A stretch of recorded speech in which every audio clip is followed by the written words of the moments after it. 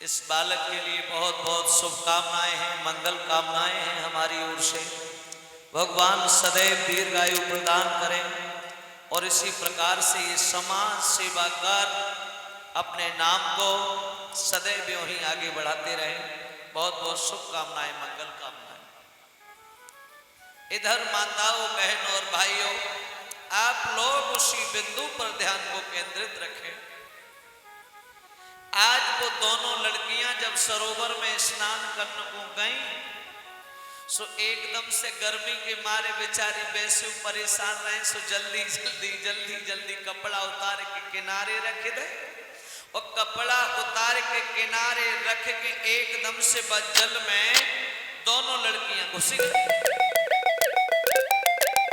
जैसे ही दोनों लड़कियां जल में घुसी और घुस के एकदम से डुबकी लगाए लगाए के नहा लगी माता, और डुबकी लगाए लगाए के अब सर्वनिष्ठा पानी उलीचे देवयानी के ऊपर और देवयानी पानी उलीचे सर्वनिष्ठा के ऊपर।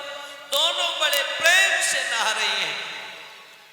लेकिन सुखदेव जी कहते हैं, राजन, जहां दोनों लड़कियां नहा रही थी उसी सरोवर के किनारे से एक रास्ता था। रास्ता, उसी रास्ते पर क्या देखा, दोनों लड़कियों ने कि नंदी पर सवार होकर के भोले बाबा सामने से चले आ रहे हैं, सामने से। सो एक बिटिया बोली, जी हमें जब मालूम पड़ते कि वो देखो सामने रास्ता पे कोई आए रहो है, और कहूँ ऐसो ना हो कि हम तुम्हें देखे ता से पहले एक काम करो, निकल चलो, यहीं से भाग चलो। दूसरी लड़की ने निगाह को उठा करके देखा तो बोले, भोले बाबा आ गए। भोले बाबा? ओ जी तो जरूर ही निकल के चलो, तुम्हें नहीं मालूम भोले बाबा है सन की।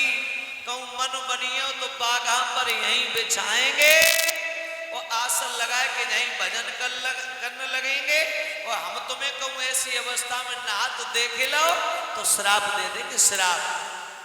बोले जी फिर क्या करें? बोले एक काम करो, हम बता। बोले हाँ बताओ। बोले एक काम करो, नाक पकड़ो और नाक पकड़ के चाहे जल में डुबकी लगाए लो। भोले बाबा निकलने से फिर नहाएंगे कूद कूद के। दूसरी बोली, दादी कब तक डुबकी लगाए रहोगी?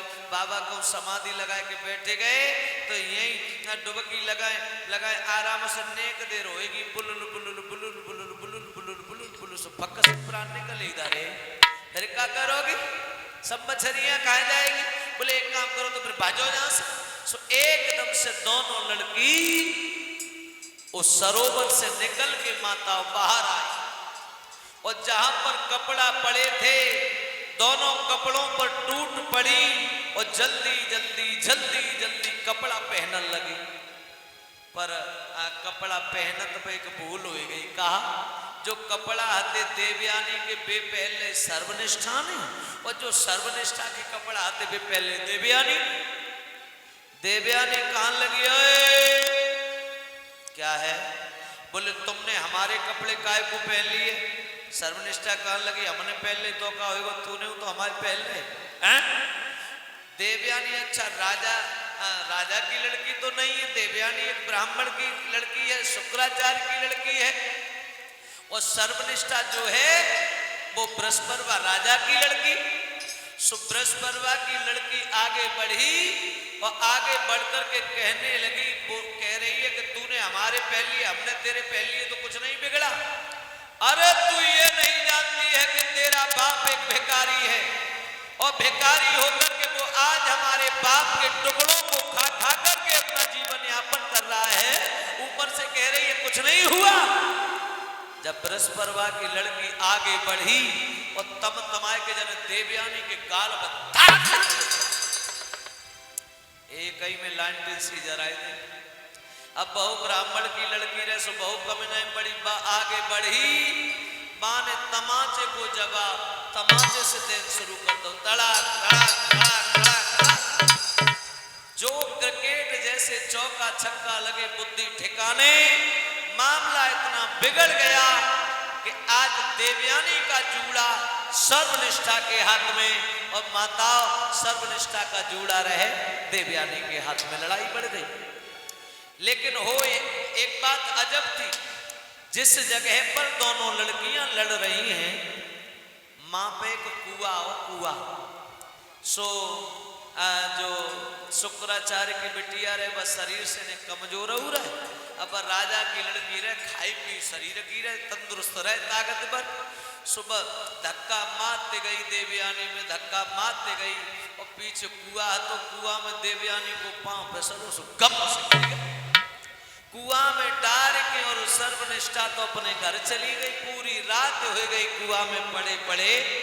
आज वह लड़की ने जाकर के घर भी नहीं बताया कि हमने ऐसा कोई कार्य किया है जिससे देवयानी घर नहीं आई। समझना, पूरी रात हो गई, पूरी रात। और जैसे ही अगलो सुबह बहु सो इलाहाबाद के रहने वाले महाराज अयाती अपने घोड़ा पे सवार होकर वाई वन में आए, वाई में, और घोड़े की टापों की आवाज लड़की पड़ी हुई कुआ में सुन रही है, तो वो कुआ में से आवाज लगाती, ए भैया घोड़ा वाले, ए भैया घोड़ा वाले भैया, अरे आवाज सुनो। अब वो लड़की बोली, कहा बोली, सुनो।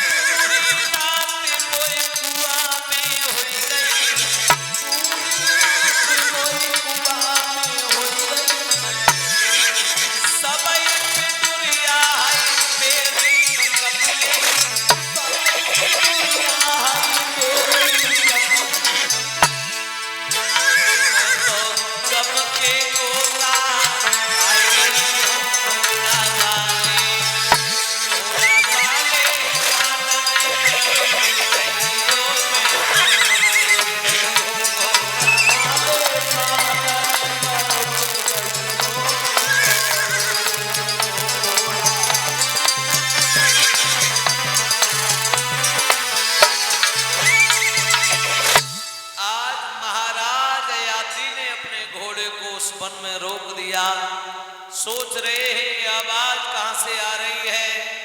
एकदम से चिल्ला करके बोले, कौन है आप? ये आवाज कहां से आ रही है, जरा दोबारा से सुनाओ। लड़की ने फिर आवाज लगाई,